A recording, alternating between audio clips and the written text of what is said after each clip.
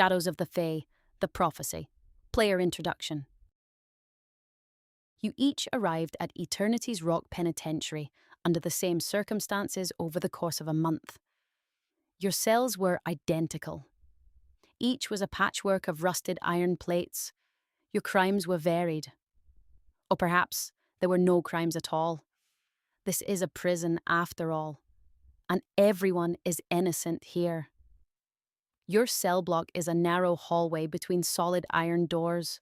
There are no locks to pick, no bars to see out of it, just the unbroken rusted iron panels. Windows are a luxury you were never provided.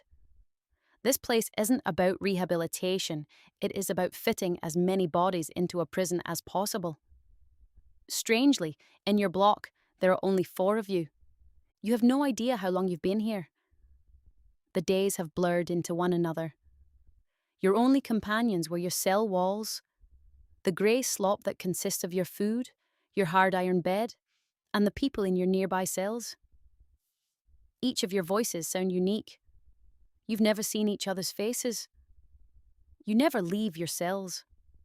Tracking the days has become impossible.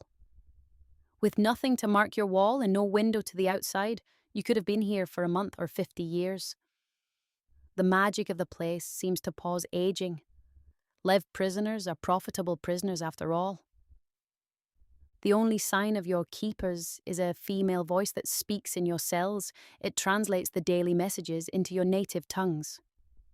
They tell you nothing of why you are here, when you might be released, or anything of real value.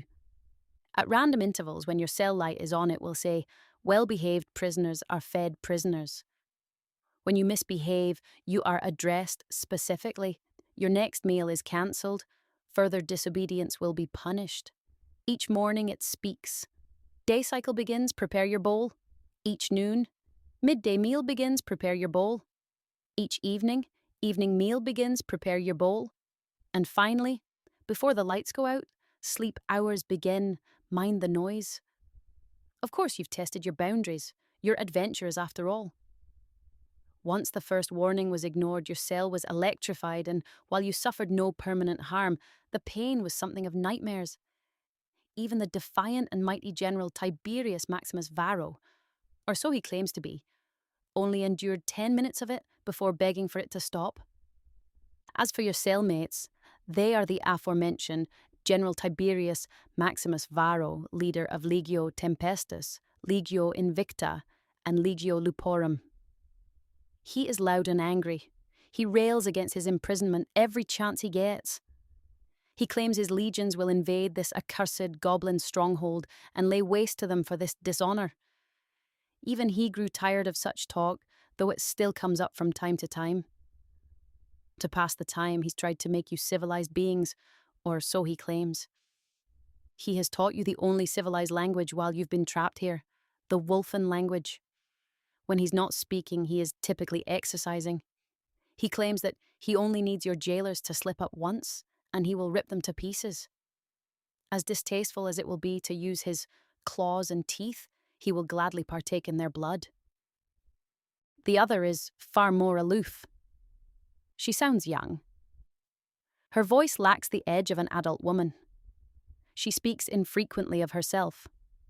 Out of the 4 of you, she is the only one who seems to think she belongs here. She has never admitted to you. Her only companion's exactly what she had done to get imprisoned here. Just that she is better off here where she can do no harm. Over the years you've been trapped here, you've been able to glean a few tidbits of knowledge about her, either through her pattern of speech or references to magic. Your guess is, she is an elf of some description, that she has some sort of magical training, and that she is afraid of the power her training has unlocked. From her, you have learned an ancient dialect of Elvish. She is aloof, but not rude. She taught it in exchange for Tiberius's teachings in Wolfen. As to why you are here, while no one is certain, save for the teenage elf, you have all arrived at a conclusion. Before you were captured and imprisoned, your party, or army, had uncovered ancient ruins. Each of you had been sent in search of a prophecy. In Tiberius's case, it was ordered by his emperor. Each of your groups succeeded in finding the prophecy. By a twist of fate, you had never seen the contents of the prophecy, but your companions had. Soon, one by one, those that had seen even part of the prophecy died under mysterious circumstances.